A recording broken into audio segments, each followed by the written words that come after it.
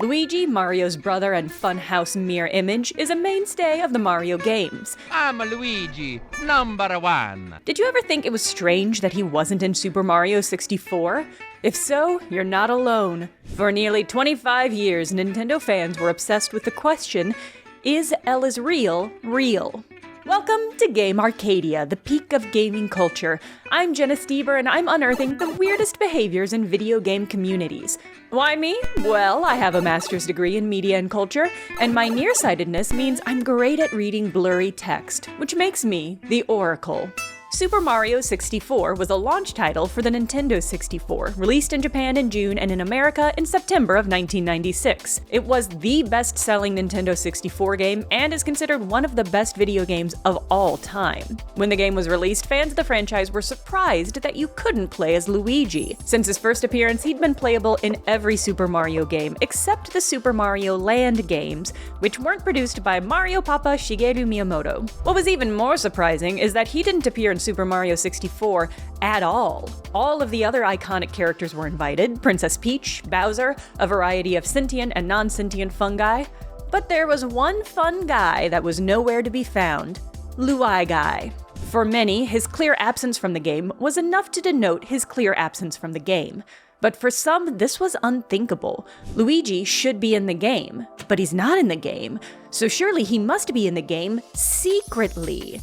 This is what gaming does to your brain. But there was precedent. Super Mario 64 was jam-packed with secrets. It was essentially a secret-finding game with platforming as a means to that end. And there were other hidden characters. Yoshi is in the game, but can only be uncovered after collecting 120 stars and then shooting yourself onto the castle rooftop. So there is some logic in assuming Luigi is there, but hidden. Not long after the game's release, rumors started spreading about how to unlock Luigi. Get a certain number of stars in a certain order, then go through a certain door, and poof, you can play as the gangly green Italian. Many claimed getting 120 stars was required, or playing a substantial part of the game without saving, which made them harder to disprove and kept hope alive.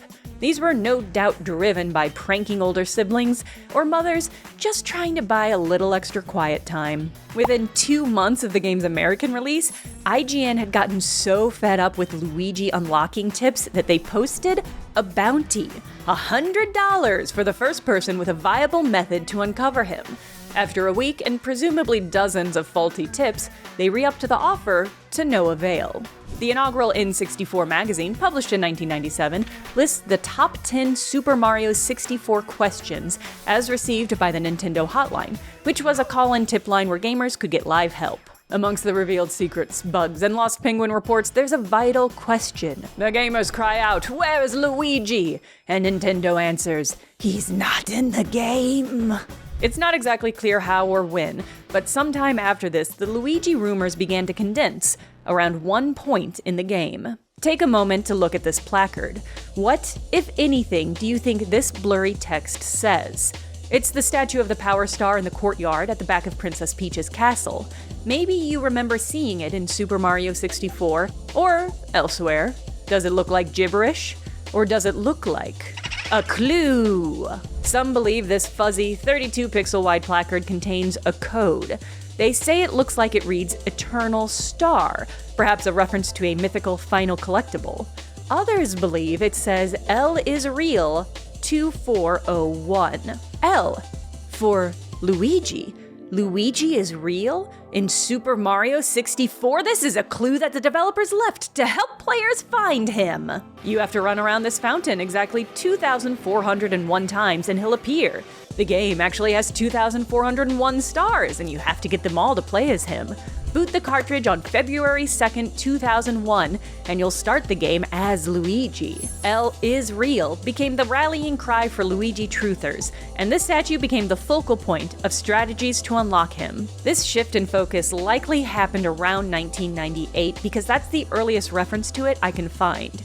Neither the IGN bounty nor the Nintendo Hotline article reference L as real, but by 1998, we have 2 print examples that mention the theory. The first is an April Fool's article published in the official Nintendo of America magazine, Nintendo Power.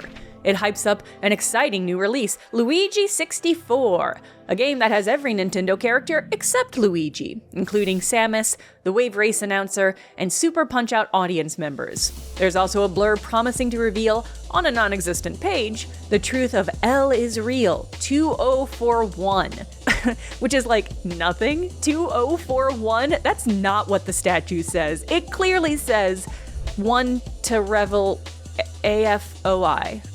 Duh. The second example is a letter posted on Reddit in 2017, 21 years after the game was released. It was received in May 1998, in reply to a letter the poster sent asking about Luigi in Super Mario 64. The letter confirms that the statue does say L is real, but clarifies that the programmers put it in there as a joke. They thought people would try to figure out what it means. It doesn't have any meaning at all. I compared similar Nintendo letters received in the same time frame, and they line up stylistically, so I do believe the letter is legitimate. Remember, it's very easy to fake things like this. All you need is 20 minutes and a subdued printer. But I think what the gameplay counselor says is bullshit. I don't think the dev who made this texture thought anyone would try to decipher it. I think it was always intended to be gibberish, and I think this because this placard also appears in The Legend of Zelda: Ocarina of Time. Though it was released 2 years later, Ocarina of Time was developed at the same time as Super Mario 64, using a similar core engine. In fact, cartridge storage space was such a limitation for both games that the worst-case scenario for Ocarina was to have a central hub similar to Mario. Epona, Link's beloved horse, was originally created for Super Mario 64, and then cut and sent over to Ocarina, where she fits much better. Some assets weren't cut, merely reused. When Ocarina of Time came out, players were surprised to see this infamous placard appear in Dodongo's Cavern Dungeon. And we finally got a definitive answer to what it says. Giant dead Dodongo, when it sees red, a new way to go will be open. Oh, of course, it seems so obvious in hindsight. If this were a special message intended for Luigi fans, I don't think it would be reused here, and especially not in this way, with the text being clearly read out. After many years of not finding Luigi in Super Mario 64, Nintendo finally put the issue to rest in Super Mario 64 DS. Released in 2004, this version had a lot more hard drive space, so Nintendo had no problem packing in more player characters.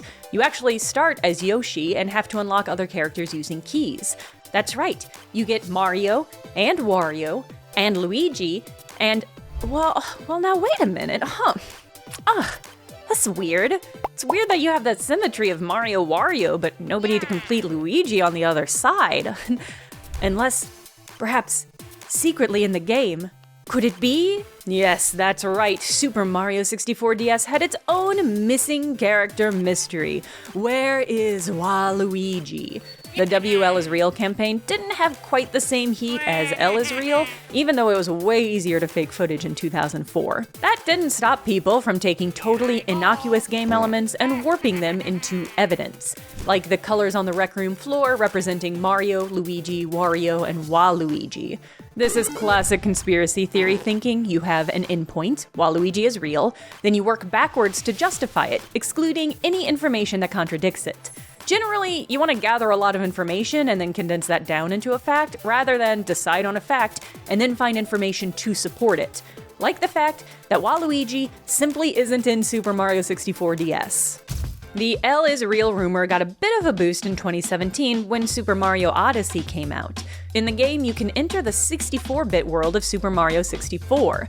Although the placard remains as ambiguous as ever, there is a secret to be found. Shoot Cappy at it and uncover a star. But after many years, decades even, the rumor had gone pretty dormant. L is Real faded into the background as gamers moved on to Diablo cow levels, Half-Life 3, hidden sex scenes, and more. Certainly, after all the fuss and fooling, nobody expected that we would ever actually find Luigi in Super Mario 64.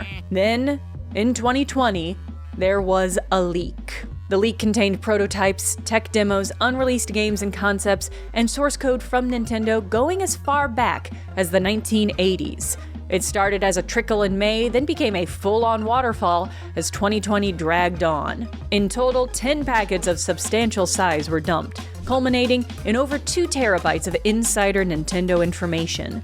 There was so much data that it is simply referred to as the Giga Leak. One of the highlights? Confirmation of Luigi's presence in Super Mario 64. Kind of. Well, not really. The leak did contain Super Mario 64 data and art, including what journalists referred to as Luigi textures. Gross. Leak divers found the letter L and parts of his mustache and sideburns, basically the parts you'd send if you had kidnapped Luigi and needed to prove it. But this was from a prototype version of Super Mario 64, not the version that was released. The version in the leak wasn't even called Super Mario 64, it was called Ultra 64 Mario Brothers, referencing the N64's pre-release title. Only on Nintendo Ultra 64.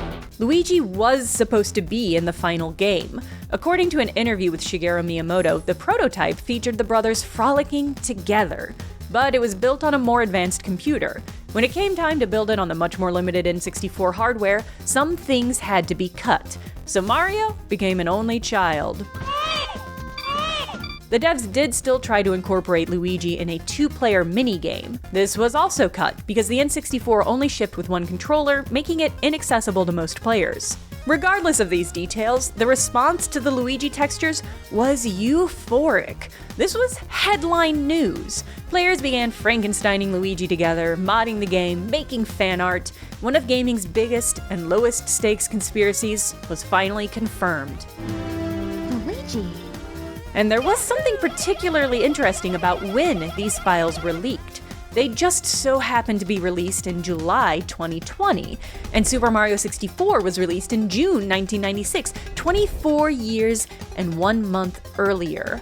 And also 2 days after. The game was released the 23rd and the files released on the 25th, but that doesn't fit the theory, does it? So never mind about that. So Luigi was real, at least at some point in Super Mario 64's development. Was L is real? Did the devs leave a hidden memorial for a brother lost to hardware constraints? No, obviously not. I think if you had been told this Jack placard says L is real 2401 or Eternal Star, you can squint and make that seem true. And that is what conspiracy theories ask you to do, squint so that the details become irrelevant. For instance, neither reading takes into account the second line of text. What does it say? How is it related? Nothing! Who cares? That's not part of the secret, it doesn't matter! But even more damning is that this is a Japanese game made by Japanese developers. In the original version, the Japanese version, the exact same placard appears. It was not changed in the localization.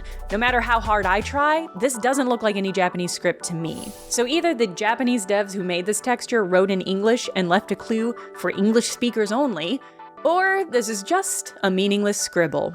L was never really real after all.